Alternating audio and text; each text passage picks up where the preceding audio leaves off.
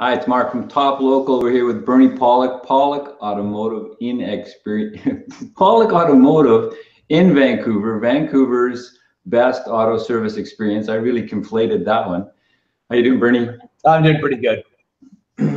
So, 2015 Scion FRS. What was going on with this vehicle?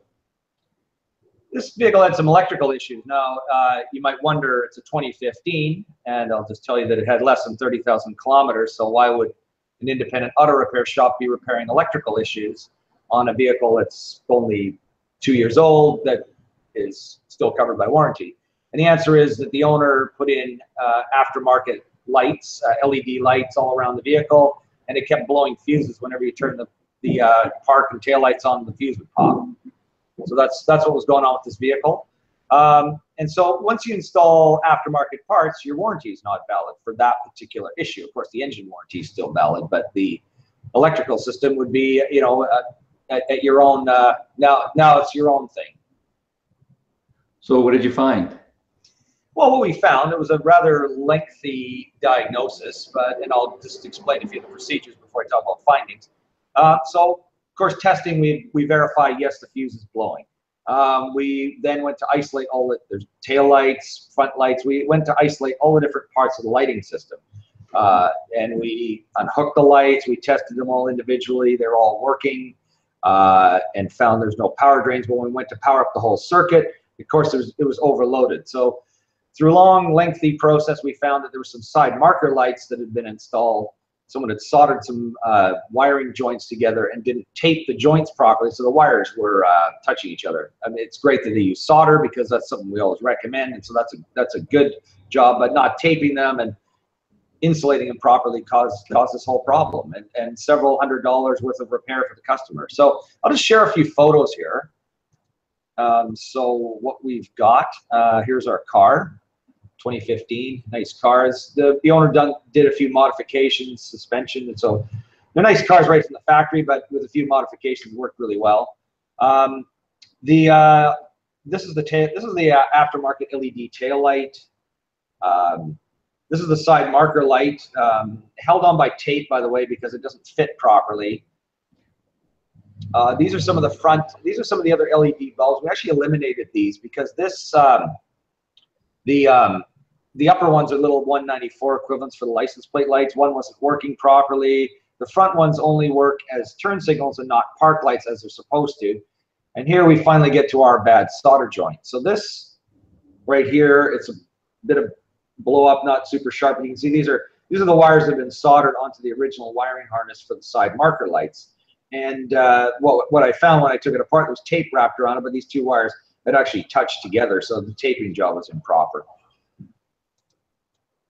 So when you're doing wiring work, you really do need to make sure you tape everything properly. As I said, I mean, it's great that someone soldered it, because a lot of people just wrap the wires to these crappy butt splice connectors, which come apart. But anyway, so I went to the other side, the other marker light, even though that was working fine, just to verify that the repair had been done properly, and it was. So the customer should have no further issues with that particular issue. So it basically comes down to do-it-yourself or crappy workmanship. Yeah, exactly. Yep. Yeah.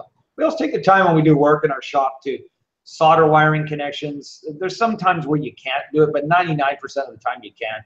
We always solder. We use heat shrink tubing, or make sure that we tape it extremely well. Because the last thing you want to do is have a problem like this come back. You know, you want it to be done right and last for a long, long time. So what do you think about using aftermarket LED bulbs? I don't think they're worth it.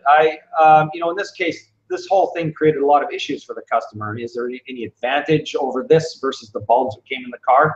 No. It ended up, you know, just costing more in the end, and the bulbs don't look any better. The other issue with LED bulbs, sometimes with turn signals, you get problems because the turn signal circuit is designed to flash based on the resistance, you know, of the bulbs. So if you're using LED bulbs, the resistance is different. So sometimes you'll have issues where they won't flash or blink properly. In this case, in this vehicle, that wasn't the case, but it can happen. So you do run into problems. And many of these aftermarket LED lights, they're cheaply made, so you get what you pay for. So these FRS cars look It's a performance kind of vehicle. What do you think of them?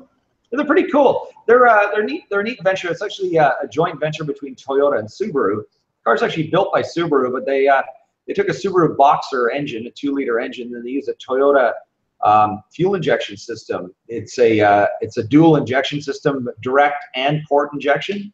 So it kind of has the advantages of both. But yeah, it's a neat car. It's front engine, rear wheel drive, so you can kind of spin the back end around and do. I think that's the kind of appeal, that old-fashioned American performance car, but in a nice small vehicle. Very good vehicle and really reliable. A good drifter, basically. Yeah. Yes, exactly. For those who like to drive out of control. So there you go. If you need some service on your Scion or your Toyota or your Subarus, these are guys to see in Vancouver. Pawlik Automotive. You can reach them at 604-327-7112 to book your next appointment, or check out their website, pawlikautomotive.com. Thanks, Bernie. Thanks, Mark.